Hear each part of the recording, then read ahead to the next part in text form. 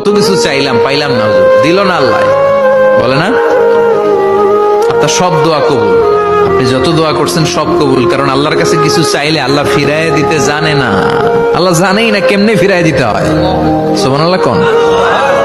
আল্লাহ বলছেন টেনশন করো না, কষ্ট পেও না, তোমার রব তোমাকে ছেড়ে দেননি। ওয়ালা সাউফা ইউতিকা রাব্বুকা ফাতারদা, তোমার রব তোমাকে শীঘ্রই দান করবেন আর তুমি সন্তুষ্ট হয়ে যাবে।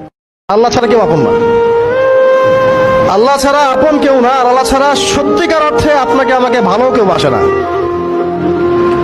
শুধু আল্লাহ আপনাকে ভালোবাসেন। এটা আপনারা হারে হারে উপলব্ধি করবেন যত দিন যাবে ইনশাআল্লাহ। তাই শুধু সে আল্লাহর জন্যই নিজেকে খালেস করে।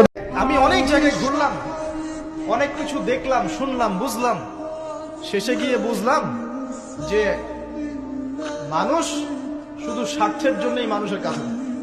জীবনের উদ্দেশ্য ফিক্স করো, জীবনের উদ্দেশ্য একটাই, জান্নাত। জান্নাত পাওয়ার জন্য যা করা দরকার তাই করতে হবে।